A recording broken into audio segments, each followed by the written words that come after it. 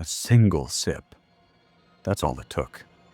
In the ancient world, one wrong decision at a riverbank could end a life within hours, and there was no doctor, no antidote, no warning label.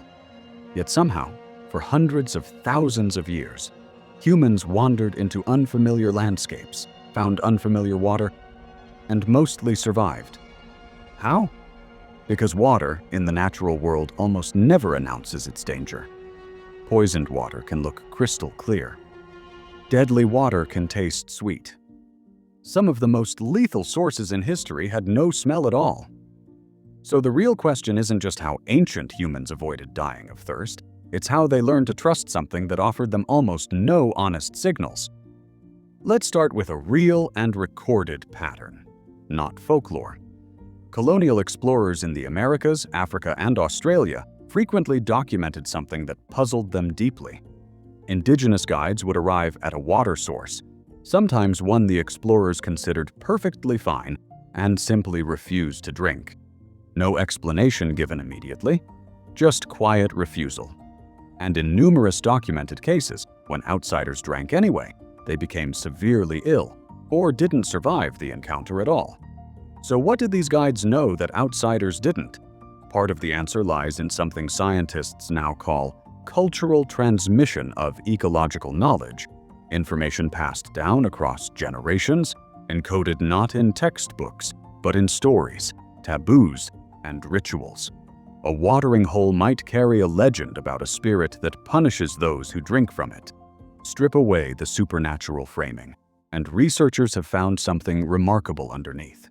These stories frequently mapped almost perfectly onto real physical dangers, toxic algae blooms, mineral contamination, or seasonal patterns where dangerous bacteria multiplied. The myth was the delivery system.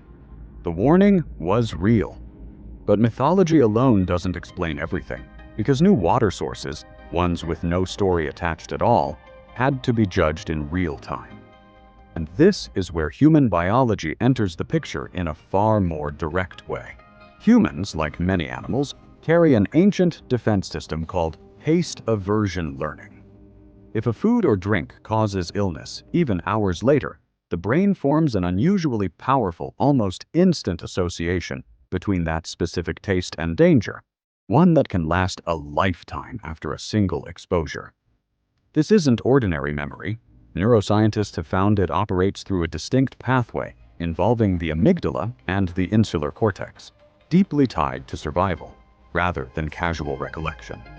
It's the same reason many people today can't stomach a food that once made them sick, sometimes decades later, even when they know logically it wasn't the food's fault. For early humans, this meant something crucial.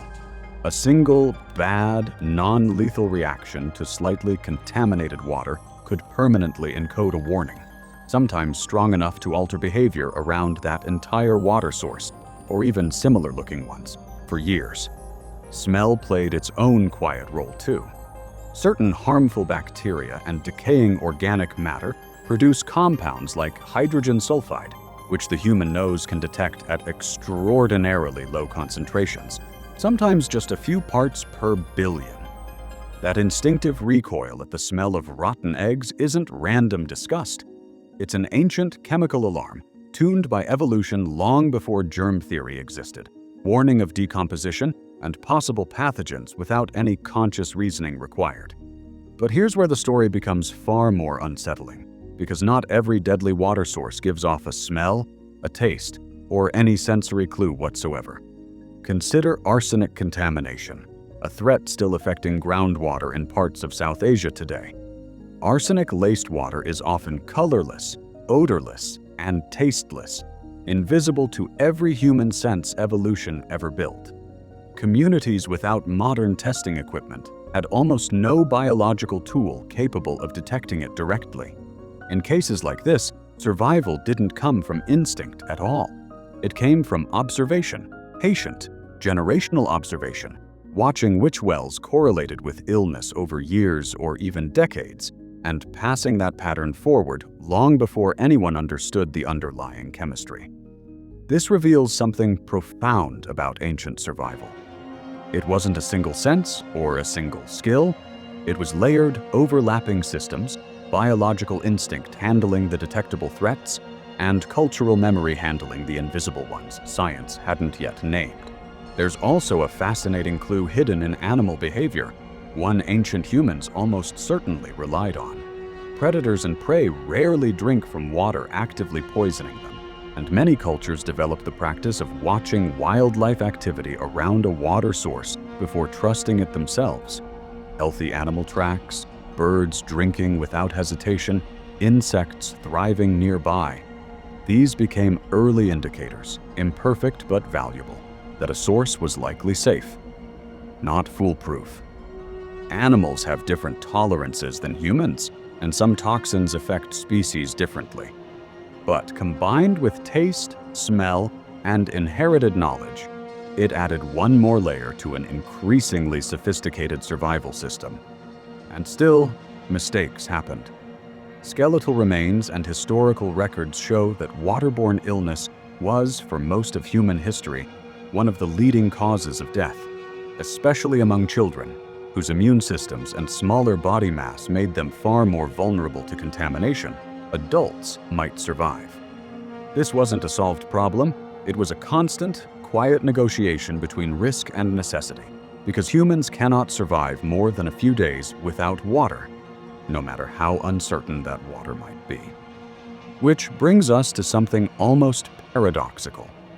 The very fact that dehydration kills faster than most contaminants meant ancient humans were often forced into an impossible calculation, weighing the near-certain danger of thirst against the uncertain danger of an unfamiliar source. Anthropologists studying surviving hunter-gatherer societies have noted this tension directly, watching guides pause, sometimes for uncomfortably long moments, weighing subtle cues before finally deciding to drink or to walk further, sometimes for hours, in search of something safer. That hesitation, that pause before drinking, may be one of the most underappreciated survival behaviors in human history. Not fear, assessment, a rapid, often unconscious audit of smell, clarity, animal activity, remembered stories, and personal experience, compressed into a decision made in seconds, built from lessons that in some cases took entire civilizations to learn. Modern science has since given us tools ancient humans never had: water testing kits, filtration systems, an understanding of microbiology that reveals exactly what once hid invisibly in a clear glass of water. And yet, in an odd twist, researchers today sometimes travel to remote indigenous communities specifically to document traditional water knowledge before it disappears, because certain oral warnings have led scientists directly to real, previously undocumented contamination sources, proving that some ancestral instincts were tracking a truth. Modern instruments are only now catching up to, which leaves us with something worth sitting with. We tend to imagine ancient humans as vulnerable, guessing blindly at a hostile world. But what they built instead was a quiet, intricate survival science, refined over thousands of generations, written not in laboratories but in memory, myth, and inherited caution. Every time you turn on a tap today without a second thought, you're standing on the far end of an unbroken chain of observation stretching back long before written language. Back to someone standing at the edge of unfamiliar water, pausing, watching, remembering a story about a spirit or a sickness, and deciding, in that instant, whether or not your entire bloodline would continue. The clean water in your glass tonight isn't just chemistry. It's the surviving half of every decision that didn't kill someone first.